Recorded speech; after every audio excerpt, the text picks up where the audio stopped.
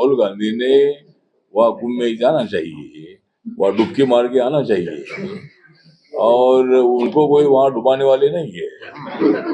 चुनाव आएगा तो उनको डुबाएगी, लेकिन वहाँ नहीं डुबाएगी। शाह, जोगी, जो भी जितनी भी कुंभ में डुबकी मार ले, उनके पाप नहीं लगने वाले हैं। इसमें ममता कुलकर्णी को लेकर के, कुंभ को लेकर के अब विवाद छिड़ गया कि उनको महामंडलेश्वर बना दिया गया, तो उस पर क्या कहना है? दोनों को मुझे लगता है कि अभी क्या, अगर किसको महामंडलेश्वर बनना है तो किसी को बनना है तो उनको बनने का अधिकार है। वहाँ कोई कानूनी कोई उसमें पाबंदी नहीं है। ममता कुलकर्णी हमारे महाराष्ट्र की है, हमारी मराठी कलाकार है, और उन्होंने मतलब वहां जाने का निर्णय लिया, कुंभ में जाने के लिए ठीक था, लेकिन अगर उन्होंने तय किया है तो अभी उसके लिए हम कुछ नहीं बोल सकते हैं। वो उनका पर्सनल, उनको अधिकार है क्या करना है। तो इसीलिए मुझे लगता है कि अभी उसमें कोई गलत नहीं। और जो खड़गे साहब वो बोल रहे हैं, इतनी भी डुबकी मारे पाप धोने वाला नहीं है, लेकिन हमने पाप भी नहीं किया है तो धोने का क्या विषय है। तो मतलब पाप तो हमने किया ही नहीं है, और आप लोग खड़गे साहब आप पाप कर रहे हैं। आप वहाँ कांग्रेस पार्टी को, राहुल गांधी को ज्यादा आप आगे बढ़ा रहे हैं। तो खड़गे साहब को जब वो वहाँ के, वो दलित कम्युनिटी के है, और दलित कम्युनिटी है, तो उनको वहाँ मुख्यमंत्री बनाने का मौका आया था तो वो नहीं बनाया। अभी जब पार्टी एकदम नीचे गई है, गड्ढे में गई है, तब खड़गे साहब को अध्यक्ष बनाया है। तो ठीक बात है। तो खड़गे साहब हमारे अच्छे मित्र हैं, उन्हें बोला होगा, उनका एज हो गया है, लेकिन हम डुबकी इसलिए हमारे लोग ममार रहे हैं कि हमको हमने पाप नहीं किया है। इसलिए ऐसा है कि भारत के संविधान के मुताबिक किसने कौन सा धर्म लेना है उनको कानूनी तौर पर अधिकार है, लेकिन कोई पैसा देकर, प्रलोभन देकर और कुछ देकर कोई धर्मांतर करता होगा, उस पर कानूनी तौर पर पाबंदी है। तो ऐसा अगर का होता है तो उस पर एक्शन होता है। और कोई हिंदू का मुस्लिम हो गया, हिंदू का क्रिश्चियन हो गया, तो एक्शन होती है। लेकिन अगर वो मन से अगर कोई करना चाहता है तो उसके लिए मतलब वो ऐसा ये नहीं है, क्योंकि संविधान में सर्वधर्म समभाव की शिक्षा है, और यहाँ कोई भी किसी विरोध में बोलेगी तो भी सबको इधर देश में रहना है। जो देश का सिटीजन है, नागरिक है, उसको इधर रहने का अधिकार है। यहाँ जो कोई पाकिस्तान नहीं जाएगा। मुसलमान भी यहाँ थे पार्टीशन के टाइम पर, उनको बोला था कि तुम जाओ पाकिस्तान, उन्होंने बोला कि नहीं नहीं, हम इधर ही रहेंगे। और पाकिस्तान के पॉपुलेशन से ज्यादा पॉपुलेशन इंडिया के मुसलमानों की है, इसीलिए मुसलमानों को डरने की बात नहीं है। मतलब यहाँ देश में रहने का सबको अधिकार है, लेकिन आतंकवादी लोगों से दोस्ती मत करो। जम्मू कश्मीर में तो ऐसी स्थिति है कि अभी 370 आर्टिकल हटने के बाद वहाँ अभी तक 2,40,00,000 से ज्यादा टूरिस्ट वहाँ गए हैं। अभी कोई भी वहाँ डर नहीं लगता है। अभी मुठभेड़ होती है, लेकिन आर्मी वाले या बीएसएफ वाले और जो आतंकवादी आती है उनकी मुठभेड़ होती है। लेकिन पहले ऐसा था कि आतंकवादी मरेगा तो हजारों लोग उसके अंत्य यात्रा में जाते थे। अभी ऐसा नहीं होता है। वहाँ जो आदमी जाता है उसको ऐसा डर नहीं लगता है अभी, क्योंकि आर्मी के हाथ में पावर है। वहाँ तिरंगा झंडा लहरा रहा है। गांव गांव के लोग अभी मैं कश्मीर में मेरे पार्टी के 4 उम्मीदवार थे, मैं वहाँ गया था 4 दिन। मैं रात को 11-11, 12-12 बजे तक मैं वहाँ घूमता था, और सिक्योरिटी तो थी। मैं भी तैयारी में था कि अगर कोई आतंकवादी आता है क्या, तो ऐसा कोई जो मतलब हमको डर नहीं लगा। तो ऐसा ये होता है अरे वो आज तो ऐसा हो रहा है, वो हो रहा है। तो मुझे लगता है कि पाकिस्तान ने ध्यान में रखना है कि पाकिस्तान को अपना भला करना है, भारत के साथ अच्छी दोस्ती रखनी चाहिए, आतंकवाद को समाप्त करना चाहिए।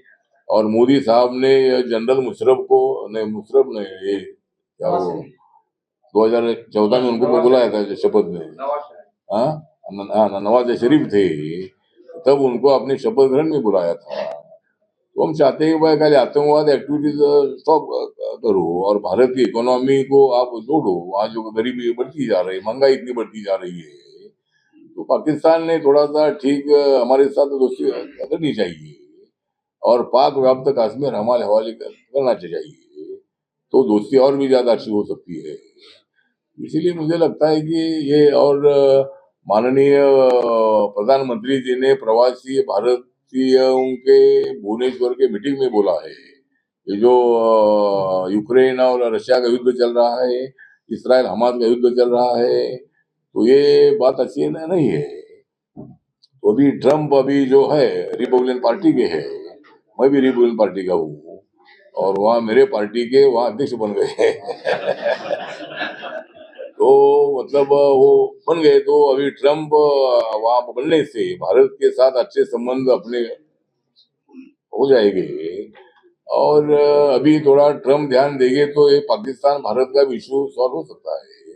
तो ये ऐसा सॉल्व होगा, ऐसा हमको लगता है। हम मोदी साहब ने बोला था कि भुवनेश्वर में हमको युद्ध नहीं चाहिए, हमको बुद्ध से चाहिए। उसका की विश्व शांति जो है, उस शांति को हमें आगे ले जाना है।